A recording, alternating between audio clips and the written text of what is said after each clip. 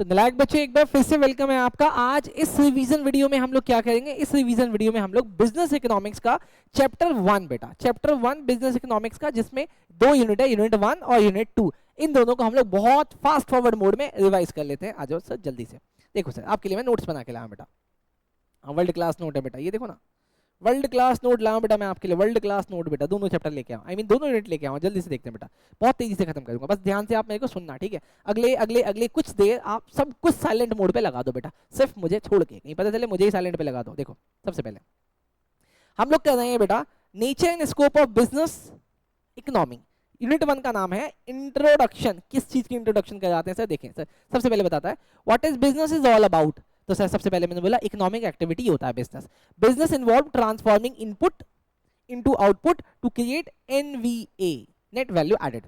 अच्छा, types of business कौन कौन सा होता है सर? सेक्टर्स होते हैं अलग अलग, जैसे manufacturing, mining, construction, agriculture, banking, insurance, health, education etcetera. अच्छा, लेकिन इस बिजनेस के लिए इनपुट क्या? आपने ऊपर बोला ना हम इनपुट को लगा के आउटपुट बनाते हैं, तो इनपुट कौन है सर? इनपुट है मैन है, मटेरियल है, मशीन है। मैनेजमेंट है, इकोनॉमिक कैटेगराइज देम एज। अब इकोनॉमी जो है इन मैन मेड मशीन्स को ना अलग अलग नाम से नहीं बोलती, कहती 4 लोग होते हैं जी इनपुट। कौन कौन से? लैंड, लेबर, कैपिटल और एंटरप्रेन्योर। लेकिन मैंने पूछा फिर आउटपुट कौन होते हैं? कहते सर 2 ही होते हैं, या तो गुड बनेगा या सर्विस बनेगा। इसको क्लासीफाई करते हैं कंज्यूमर गुड या प्रोड्यूसर गुड, कैपिटल गुड या other like private, public, merit या नॉन मैरिट गुड। इसको ऐसे याद रख लेना। अब आगे चलते हैं सर, गुड्स की क्लासिफिकेशन देखते हैं सर। गुड्स को क्लासिफाई किया गया, या तो नॉन ड्यूरेबल होगा या ड्यूरेबल होगा। 12th क्लास में हमने पढ़े थे 4, छोड़ दो अभी, ठीक। यहाँ पे याद किया हमने कौन कौन सा, नॉन ड्यूरेबल और durable. Purpose of economic activity, क्या पर्पस है? Generate surplus of profit. अगर आपका पर्पस प्रॉफिट कमाना नहीं है तो मुबारक हो, आप बिजनेस नहीं कर रहे हो।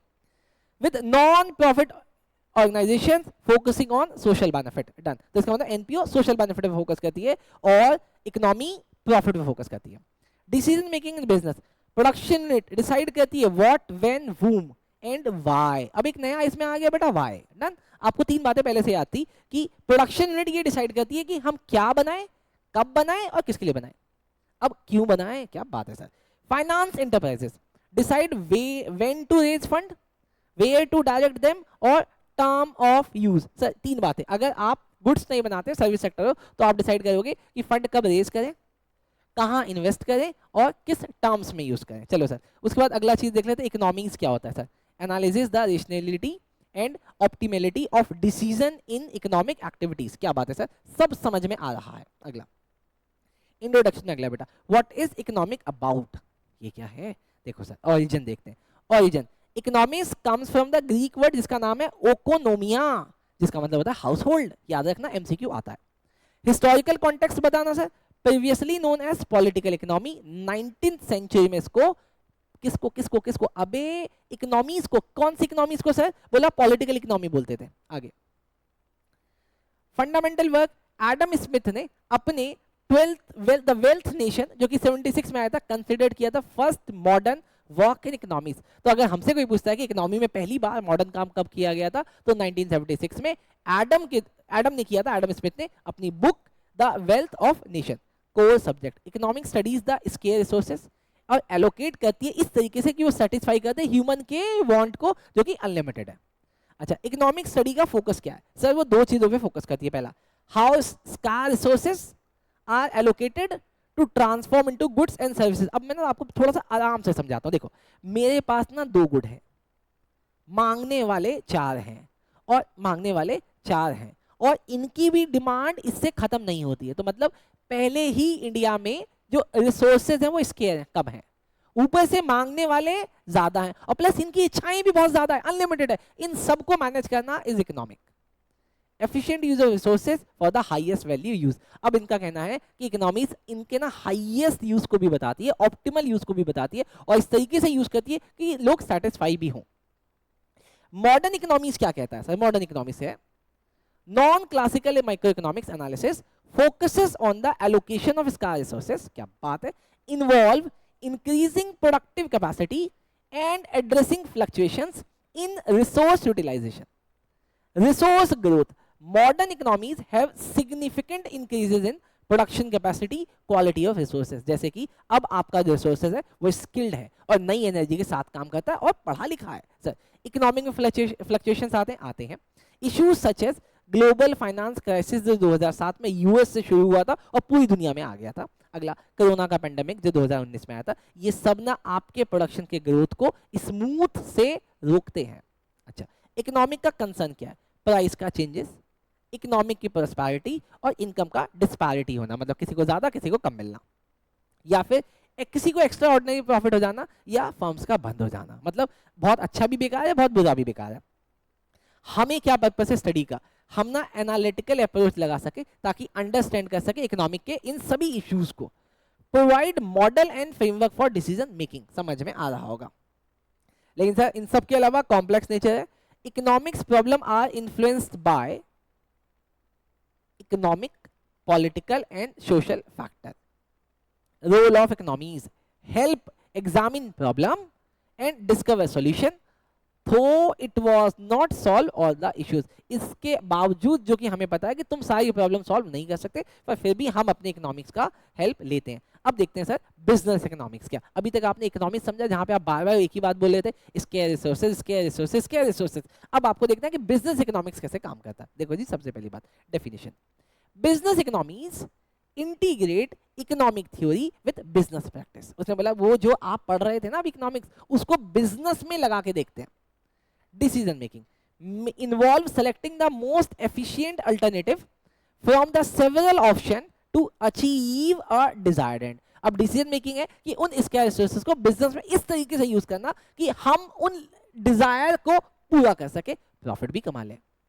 Purpose ensure sound decision critical for survival and success of the business. बस ये इकोनॉमी को बिजनेस इकोनॉमी में इस तरीके से लगाएं कि हमारा सर्वाइवल भी हो जाए और हमारा ग्रोथ भी हो जाए। हम मतलब business unit. Decision process include evaluating alternatives, using rational judgment and choosing the most suitable option। Done। चलो सर, वो बहुत सारी चीजों को एनालाइज करके जो, अरे मान लो ना यार, मुझे बहुत छोटे से लेवल पे समझो, दूध है, दूध पीऊं, चाय पीऊं, कॉफी पीऊं, अब आपको डिसीजन लेना है ना, लो। रिसोर्स का allocation focuses on choosing from efficient alternatives for limited resources, जैसे कि लैंड, लेबर, कैपिटल और मैनेजमेंट। एंटरप्रेन्योर की बात कर रहा है, हमें इनका इससे एलोकेशन करना है कि इससे जो गुड्स बने उससे वही वाली डिमांड पूरी हो जो कस्टमर मांगता है। डन। बहुत हल्का सा टेक्निकल हो रहा होगा लेकिन समझना। टाइप्स ऑफ डिसीजन, हमें कितने तरीके के डिसीजन लेता हूँ? 3 तरीके के। पहला स्ट्रेटेजिक डिसीजन, टैक्टिकल डिसीजन या ऑपरेशनल डिसीजन। स्ट्रेटेजिक डिसीजन क्या कहता है? Should the firm stay in the business, ये स्ट्रेटेजिक हो गया, जो धंधा करना भी चाहिए। Tactical, should a new product B launch in the competitive market. अब टेक्टिकल कहता है अगर धंधा तो कर लिया, क्या आप धंधा करते करते एक नया प्रोडक्ट लॉन्च कर दे। और operational, what production technique should be use, हम कैपिटल लगाएं या फिर लेबर लगाएं। Where should the input be procured, और कहां से इनपुट हमें लेना चाहिए। चलो सर आगे चलते, वही बोला ना कैपिटल वगैरह। अच्छा, एग्जांपल ऑफ डिसीजन। ये बिजनेस डिसीजन के कोई एग्जांपल है ना? एग्जांपल पहला प्रोडक्ट का launch, production, pricing, marketing, risk management. दोबारा सुन लो, कौन कौन से डिसीजन लेने सर? प्रोडक्ट का लॉन्च कब करें, कहां करें, कौन सा प्रोडक्ट करें, प्रोडक्शन करें ना करें या खरीद के बेचें, प्राइसिंग कितनी रखें, मार्केटिंग कैसे करें और रिस्क को मैनेज कैसे करें। लेकिन यहाँ पे सब चीज में निकल गया था कॉम्प्लेक्सिटी। डिसीजन मेकिंग कोई आसान प्रोसेस नहीं है, बहुत कॉम्प्लेक्स है। यहाँ पे डायनामिक इकोनॉमिक एनवायरनमेंट है एंड इम्परफेक्ट नॉलेज है लोगों को। अगला methodology require analytical tools and technique for economics. क्या बात है सर। अगला देखते सर इंटीग्रेशन। लेकिन ये पता है बिजनेस इकोनॉमी ने क्या किया? इसने बहुत सारी चीजों को अपने अंदर इंटीग्रेट किया। सिर्फ इकोनॉमी को नहीं, बहुत सारी चीजों को इंटीग्रेट करके एक नए तरीके का डिसीजन लेने की कोशिश की गई है। देखो जैसे कि business economics applies economics theories, demand, supply, cost, prices to business decision, rational to other discipline. हम बाकी लोगों की हेल्प लेते हैं। मैंने बोला माइक्रो मैक्रो इकोनॉमिक, OR। ये ना आप लोग जब इंटर में आ जाओगे, फाइनल में आ जाओगे, तो आपको पढ़ने को मिलता है ऑपरेशन रिसर्च, इसको OR बोलते हैं। स्टैटिस्टिक्स, मैथमेटिक्स और डिसीजन मेकिंग की थ्योरी, बहुत सारी चीजें हम लोग पढ़ते हैं। एप्लीकेशन देखते हैं sir. Useful not only for business decision making but also for the manager in not for profit organisation. तो इसका मतलब ये वहां पे भी यूज होता है अगर आपका पर्पस प्रॉफिट कमाना नहीं है। अब आगे देखते हैं सर, क्या कोई इसकी डेफिनेशन है? अरे है ना डेफिनेशन, देखो ना। Business economics is the use of economic analysis for making business decision on utilising scarce resources efficiently. अगला अल्टरनेटिव नेम है कोई इसका, है मैनेजेरियल इकोनॉमिक। इसका मतलब बिजनेस इकोनॉमिक का दूसरा नाम मैनेजेरियल इकोनॉमी। जैसे आपने भी बोला ना इकोनॉमी का मतलब इकोनोमिया होता है, जिसका मतलब हाउस होल्ड होता है, ठीक वैसे यहाँ पे आ गया। अब आया जॉल डीन की डेफिनेशन है, वो कहता है refer the use of economic analysis in formulating business policies. Component part of applied economics involving techniques कौन कौन सी, जैसे linear programming, regression analysis, capital budgeting, break even analysis, cost analysis, ये सब इसके कंपोनेंट है, डिसीजन लेने में मदद करते हैं बेटा। फोकस, इसका फोकस है माइक्रो इकोनॉमिक की थ्योरी पे, कंज्यूमर और firm behaviour both competitive and non competitive market में। पर्पस क्या है, provide a framework for management to make key decision about the allocating इसके रिसोर्सेज। देखो जी, आप सबको पता है, आप ना 11th के 12th पढ़ के आए हो, ये ना मैनेजमेंट के स्ट्रक्चर की हिरार्की होती है, यहाँ पे टॉप बैठता है, यहाँ पे मिडिल बैठता है और यहाँ पे ऑपरेशनल बैठता है ना। ये डिसीजन लेते हैं कि तुम क्या बनाओगे, ये डिसीजन लेते हैं कि तुम किनसे क्या करवाओगे। तो अब ये डिसीजन लेना बहुत कॉम्प्लेक्स हो गया, तो ये लोग ना यहाँ पे बैठ के बहुत सारी चीजें देखते हैं, मतलब ये बिजनेस इकोनॉमिक्स उस मैनेजर को हेल्प करता है। अगला देखते हैं sir, nature of business economics. Business economics का नेचर कैसा है, नेचर ऑफ बिजनेस इकोनॉमिक्स बेटा, पहला इकोनॉमीज डिवाइडेड माइक्रो इकोनॉमिक्स में और मैक्रो इकोनॉमिक्स में। चलो सर, ये तो हमें पता था, ये स्टडी करती है इंडिविजुअल के बिहेवियर को और डिसीजन मेकिंग को, कि कौन सा डिसीजन मेकिंग, कि प्रोडक्ट का प्राइस कैसा होगा और कंज्यूमर बिहेवियर कैसा होगा। लेकिन मैक्रो इकोनॉमिक्स क्या है sir, examine the economy as a whole, कि नेशनल इनकम क्या होगा और जनरल प्राइस लेवल क्या होगा। यहाँ पे बोला product price micro, general price macro. आगे माइक्रो इकोनॉमिक किन किन चीजों पे फोकस करती है, पहला प्रोडक्ट की प्राइसिंग पे, कंज्यूमर के बिहेवियर पे, फैक्टर के प्राइसिंग पे, इकोनॉमिक के कंडीशन ऑफ ग्रुप में, फर्म के बिहेवियर में और इंडस्ट्री के लोकेशन पे। हम कहाँ पे बैठे हैं, इंडस्ट्री नहीं, इंडस्ट्री के लोकेशन पे, याद रखना। लेकिन मैक्रो किस किस पे फोकस करती है बेटा, नेशनल इनकम और नेशनल आउटपुट पे, जनरल प्राइस लेवल और इंटरेस्ट के रेट पे, इंटरेस्ट का रेट की मार्केट में लोन किस रेट पे मिलता है, बैलेंस ऑफ ट्रेड या पेमेंट पे, करेंसी के वैल्यू पे, सेविंग एंड इन्वेस्टमेंट लेवल, ये नेशनल लेवल पे बात हो रही है, और एम्प्लॉयमेंट एंड इकोनॉमिक ग्रोथ पे। चलो सर, बहुत बढ़िया।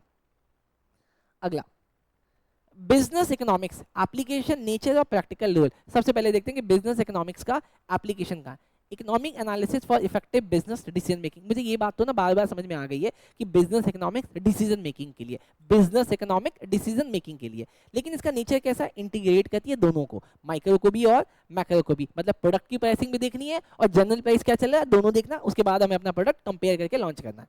अच्छा, लेकिन करेक्ट, अब इसका प्रैक्टिकल रोल क्या, देखो ना, bridges the gap between the economic theory और रियल वर्ल्ड थ्योरी, मतलब हम क्या सोच रहे हैं और मार्केट क्या सोच रही है।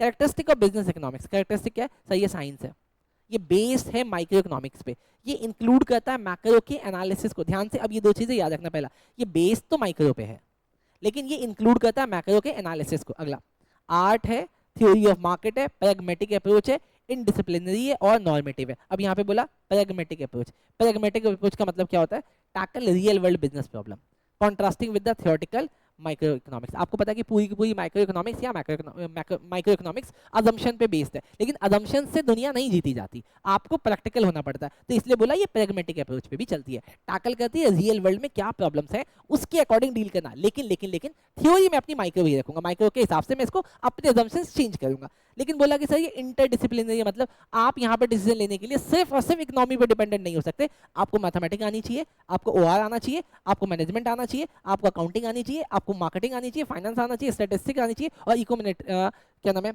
इकोनोमेट्रिक आना चाहिए बेटा। अच्छा, इसके अलावा नॉर्मेटिव है, दो चीजें तो नॉर्मेटिव और पॉजिटिव, पक्का देखो normative, prescriptive and policy oriented. अब ठीक बात है ना, जो आप डिसीजन ले रहे हो आपको ऐसा पता है कि डिसीजन सही हो जाएगा, तो इसका मतलब प्रिस्क्राइब्ड इन मूड होता है कि सर ऐसे करो, ऐसे ग्रोथ मिलेगी, ऐसे सक्सेस मिलेगा। तो क्या बोला, नॉर्मेटिव है, प्रिस्क्रिप्टिव है। नॉर्मेटिव का मतलब प्रिस्क्रिप्टिव है। बोलो बात समझ में आई, हाँ जी से पक्का पक्का समझ में आई है। अगर पक्का समझ में आई है तो अगला देखो सर, स्कोप ऑफ, अगला देखो बेटा, scope of business economics. Scope कहाँ कहाँ का बेटा, कैटेगरीज, इंटरनल इश्यूज और macro external issues. Internal issues क्या है बेटा, इंटरनल का मतलब माइक्रो इश्यूज हैं और एक्सटर्नल का मतलब मैक्रो इश्यूज है बेटा। Internal operational issues within the organisation, कि हमारे अंदर क्या चल रहा है, कैसे चीज़ों को ठीक करें, कैसे अपने कॉस्ट को कम करें। और एक्सटर्नल का मतलब इन्वायरमेंटल के फैक्टर को इन्फ्लुएंस करता है बिजनेस, या हमारे बिजनेस को इन्वायरमेंट इन्फ्लुएंस करता है। ठीक है, तो दोनों बातें आ गई यहाँ पे। अच्छा, अब micro economic applied to internal issues. हाँ, ये कह रहा है कि ऑब्वियसली सी बात है, अगर मेरी इंटरनल चीजें हैं तो मैं माइक्रो पे ही तो फोकस करूंगा। अब माइक्रो पे मैं क्या फोकस करता हूँ वो देखें sir, demand analysis and forecasting. Demand के एनालिसिस को समझा, उसी के हिसाब से मैं अपना प्रोडक्ट बनाऊंगा और उसके बाद में फोरकास्टिंग भी कर रहा हूँ। अगला production and cost analysis, inventory management, market structure and pricing policies, resource allocation, theory of capital and investment decision, profit analysis, risk and uncertainty analysis. ये सब हमने कहाँ स्टडी किया, इंटरनल में। इंटरनल बोले तो माइक्रो इकोनॉमिक्स के अंदर। लेकिन सर मैक्रो में क्या क्या करते बेटा, तो मैक्रो में ये करते, देखो जल्दी से। मैक्रो एनालिसिस में क्या क्या करते हैं बेटा? पहला इकोनॉमिक सिस्टम टाइप को समझेंगे। स्टेज ऑफ बिजनेस साइकिल में हम कौन से स्टेज में, 3 स्टेज होती है ना, याद करो, इंट्रोडक्शन, ग्रोथ, मैच्योरिटी, अब क्या कहते हैं सैचुरेशन भी छोड़ देते हैं उसको, कोई नहीं जाता वहां पे, नेशनल ट्रेंड, गवर्नमेंट की पॉलिसीज, सेंट्रल बैंक में फाइनेंशियल सेक्टर, और सोशियो इकोनॉमिक ऑर्गेनाइजेशन क्या होता है? अरे इन्फ्लुएंस ट्रेड यूनियन, क्या आपका धंधा ट्रेड यूनियन से इन्फ्लुएंस होता है अगर आपके यहाँ पे एम्प्लॉइज काम करते हैं तो। Cooperative and other organisation on business और सोशल एंड पॉलिटिकल एनवायरनमेंट। यहाँ पे बेटा आपका चैप्टर 1 का यूनिट 1 इंट्रोडक्शन कंप्लीट होता है। चलो इस वीडियो को कई बार सुनना, आपको याद हो जाएगा, इसी में से एमसीक्यू आएगा, बाहर से नहीं आएगा। ठीक, अगला वीडियो में हम देखेंगे यूनिट 2। इसको लाइक करना, शेयर करना और सब्सक्राइब भी करना बेटा। ठीक, चलो thank you, most thank you.